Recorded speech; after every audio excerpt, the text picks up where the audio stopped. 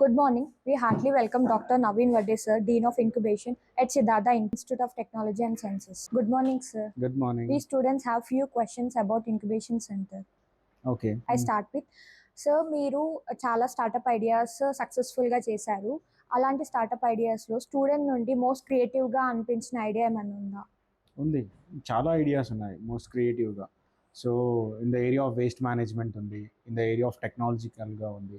So, ఇలా different different startups different impact create చేసేవి revenue generate చేసే స్టార్టప్స్ చాలా ఉన్నాయి. అండ్ పర్సనలీ మీరు ప్రౌడ్గా ఫీల్ అయ్యే ప్రాజెక్ట్ ఏదైనా ఉందా? Yeah! I worked for one of the defence project so, దాంట్లో ఏంటంటే పోర్టబుల్ లాంచ్ ప్యాడ్ అనేది we design and we fabricated a prototype kind of model. So, అది నాకు చాలా హ్యాపీనెస్ ఇచ్చింది. Instead not by seeing about revenue kind of thing. So, నాకు పర్సనల్‌గా చాలా సాటిస్ఫాక్షన్ వచ్చింది. సార్ సొసైటీలో అందరూ ఇంక్యుబేషన్లో జాయిన్ అవ్వాలి అంటే టెక్నికల్ ఐడియాస్ ఉంటేనే జాయిన్ అవ్వాలి. టెక్నికల్ ఐడియాస్ ఉంటేనే గవర్నమెంట్ నుండి ఫండింగ్ ప్రొవైడ్ చేస్తారని అనుకుంటారు.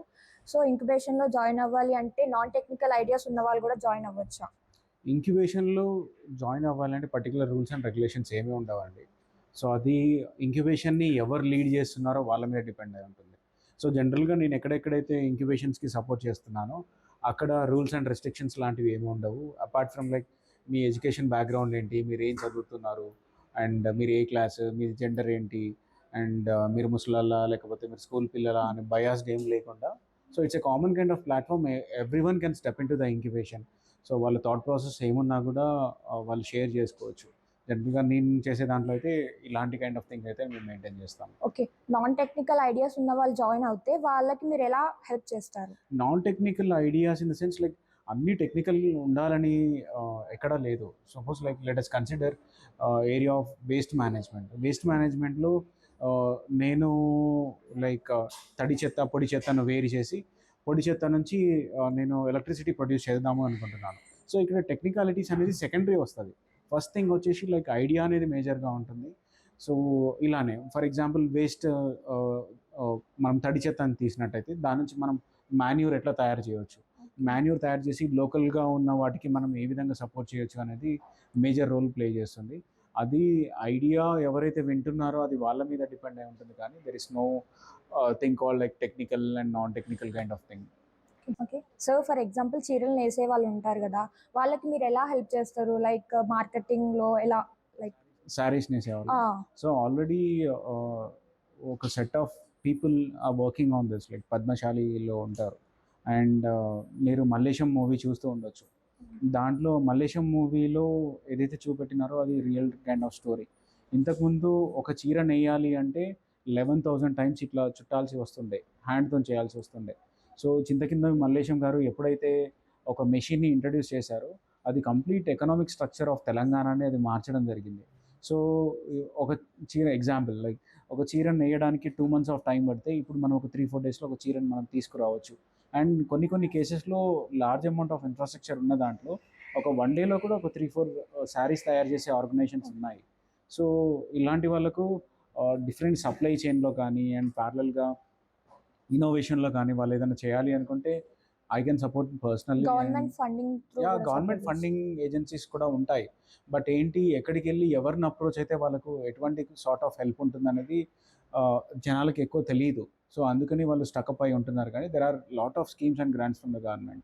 సో లెట్ us కన్సిడర్ ఒక స్టూడెంట్‌కి ఎంటర్‌ప్రెన్యూర్‌షిప్ పైన ఇంట్రెస్ట్ ఉంది. కానీ వాళ్ళకి పర్సనల్‌గా ఎలాంటి స్కిల్స్ పైన నాలెడ్జ్ లేదు. అండ్ ఎలాంటి స్టార్టప్ ఐడియా లేదు. వాళ్ళకి మీరు ఎలా హెల్ప్ చేస్తారు? స్టార్టప్ ఐడియా లేకుండా వాళ్ళు ఇంక్యుబేషన్‌కి వస్తాను అంటే వాళ్ళు ఇంక్యుబేషన్‌కి రావచ్చు. ఇంక్యుబేషన్‌కొచ్చి వాళ్ళక్కడ డిఫరెంట్ డిఫరెంట్ మనం కండక్ట్ చేసే వర్క్‌షాప్స్‌లో వాళ్ళు నేర్చుకొని వాళ్ళు ఎంటర్‌ప్రెన్యూర్‌గా మారొచ్చు.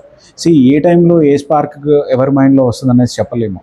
సో, అది time at the age of 6లో రావచ్చు, అట్ ద ఏజ్ ఆఫ్ 20 రావచ్చు, అట్ ద ఏజ్ ఆఫ్ 60 రావచ్చు. సో, అందుకనే బయాస్డ్ కైండ్ ఆఫ్ థింగ్ ఏం లేకుండా so everyone can step into workshops and they can learn something and they can become an entrepreneur. Sir ఇప్పుడున్న జనరేషన్‌లో ప్రతి ఒక్కరికి ఒక స్టార్టప్ ఐడియా వస్తుంది. సో ఇఫ్ 9 ఇయర్స్ కిడ్‌కి ఒక స్టార్టప్ ఐడియా వచ్చిందనుకో, అది మన ప్రాక్టికల్ ప్రాజెక్ట్‌కి యూజ్ అవుతుందనుకోండి. ఇన్వెస్టర్స్ ఇన్వెస్ట్ చేయడానికి భయపడతారు. ఎందుకంటే 9 ఇయర్స్ కిడ్ కాబట్టి అది ఫ్యూచర్‌లో ఎలా అవుతుందో తెలవదు. వాళ్ళకి మీరెలా హెల్ప్ గైడ్ చేస్తారు? సో థింగ్ ఏంటంటే ఇక్కడ ఒకటి అర్థం చేసుకోవాలి. మన ఫోర్ ఫాదర్స్ నుంచి ఒక సామెత ఉంది. గురువు లేని విద్య గుడ్డి విద్య అని చెప్పేసి అంటుంటారు. సో ఆ 9 ఇయర్స్ కిడ్‌కి తను తప్పులు చేస్తూ ఉండొచ్చు. బట్ ఎవ్రీ స్టేజ్‌లో కూడా లెర్నింగ్ అనేది ఒక ఎక్స్‌పీరియన్స్ ఉంటుంది. అండ్ ప్యారలల్‌గా already experienced mentorship or guidance కనుక వాళ్ళకి ఉన్నట్టయితే, ఆ కిడ్ కూడా కిడ్‌కి కూడా మనం ఇన్వెస్ట్‌మెంట్ తీసుకురావచ్చు. So, there are few kids like who are working on the area of innovation. ఇంకా they got branches from the supportive teams. So, ఇలా ఏజ్ తక్కువ ఉంది కదా అని చెప్పేసి వాళ్ళు ఇన్నోవేషన్ స్టార్ట్ చేయడానికి ఎవరికి ready. So 9 years to keep. Yeah! Everyone can start.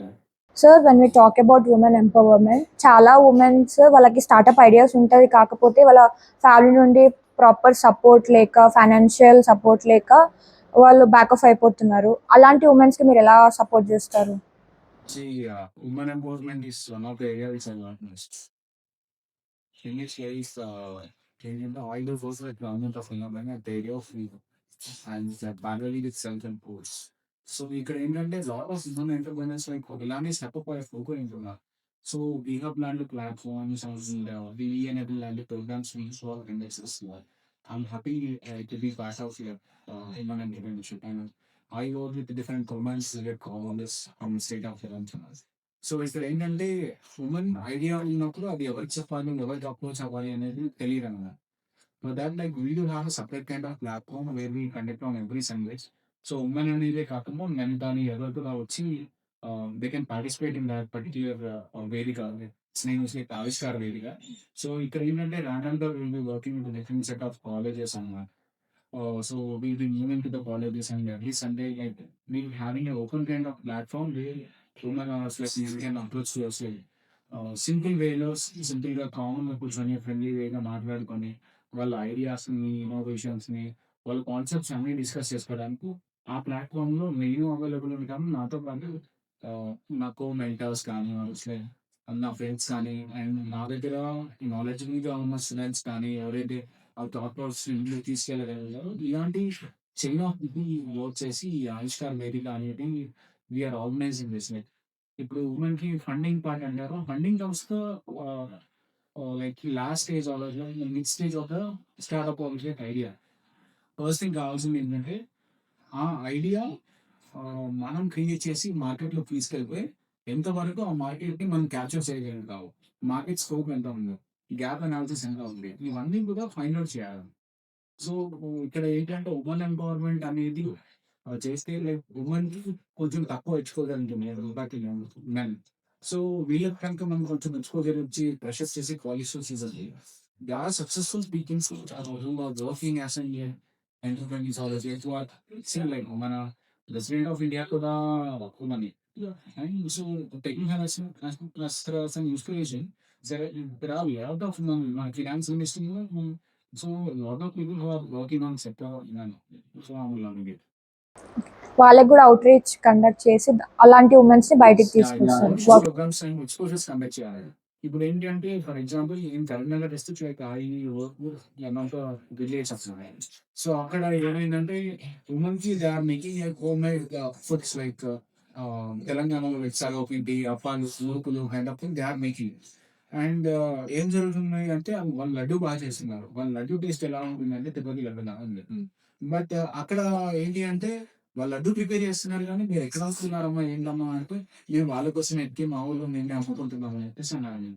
So ఆ మీటింగ్‌కి by God's grace there are different government people who visited that particular place అన్నమాట.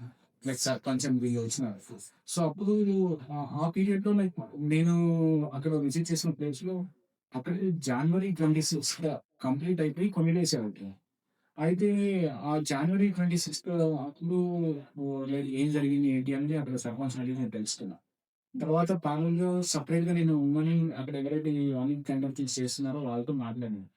అయితే అప్పుడు నాకు ఇన్‌స్టాంట్‌గా వచ్చిన ఆలోచన ఏంటంటే, మీరు లైక్ లడ్డు అంతా కూడా ఊర్లోనే అమ్ముతున్నారు కదా! అని వీళ్ళ దగ్గర క్వెషన్ ఆల్రెడీ తీసుకున్నాను.